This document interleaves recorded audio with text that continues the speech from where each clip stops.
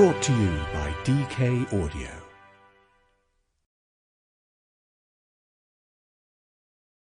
DK Audio presents The Science of Living, written and read by Dr. Stuart Farrimond. The Science of Living, 219 Reasons to Rethink Your Daily Routine. Foreword. Science. If the word brings to mind dreary lessons, mumbo-jumbo jargon and bookish bores who are no fun at a party, then this book is for you. All too often we think that science means distilling our world into dry numbers and equations. In reality, science gives richness, meaning and depth to our daily lives. In my 7 years in medicine, I not only learnt the intricacies of the human body and the diseases that afflict it, I was moulded into the role of a doctor and taught to skillfully hide behind a cloak of jargon and science speak. It was only after stepping back from the profession that I discovered how truly alienated we academic types can make others feel. Much of this highbrow babble does nothing but separate us from others. This book seeks to set the record straight and show that you do not need letters after your name to understand life's little mysteries.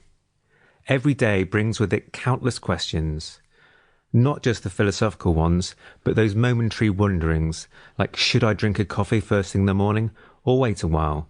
Why are there so many bad drivers on the road? Why do I feel so sluggish after lunch? Newspaper columns and clickbait websites are filled with pithy answers to such questions. Many of these explanations, though, leave us wanting. They sound reasonable, but sometimes they're misleading or just plain wrong. Dozens of specialists and experts from around the world have helped me craft this book, which represents what I hope is the most up-to-date science and research that answers these questions.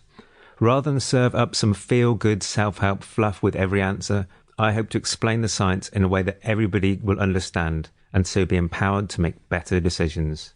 I will take you through a typical day, morning, afternoon, evening and night, answering those I wonder why questions that are most likely to crop up. Of course, not everything fits neatly into a time slot, and so you may do things at different times. For example, some prefer to exercise at the crack of dawn, others in the evening, but I just hope this helps you navigate through your day. I've also tried to make the book relevant, regardless of your age, gender, race, creed and culture. Above all, I want this book to be a celebration of life. It is the most precious thing we have.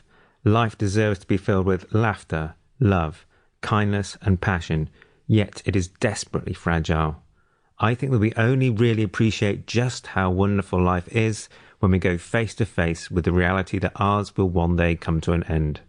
It is only when we realise that our existence is but a grain of sand in the infinity of time that we learn to truly relish every day we have on planet Earth.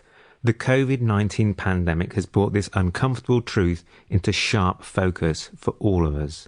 During the writing of this book, I've endured surgery, radiotherapy and chemotherapy for what has now become an aggressive brain cancer. But it is with the steadfast love and support of family and friends that I've learnt to love life. Writing this book has helped me to live life to its fullest, and I hope that in listening to it, it helps you live yours to its fullest too. Part 1. Morning. Nature really has no sense of manners. Starting before sunrise, birds tweet and warble at a volume loud enough to unsettle even the heaviest sleeper. Just like our feathered neighbours, we have a body clock that wakes us in the morning. At its command, our internal systems flutter into life, and our brain steadily becomes primed to focus on the day's business. You may not have the sparkle of a sparrow, but the same energizing hormones flood through your blood, enabling you to fly headlong into this new day. Why is waking up so hard? Many body systems, from the digestive tract to the thinking regions of your brain, rest as you sleep. Getting the motors running again can be like starting a car on a frosty morning.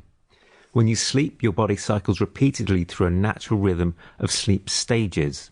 If you're lucky enough to be waking in a good dream during what's called REM stage sleep, expect to wake energized.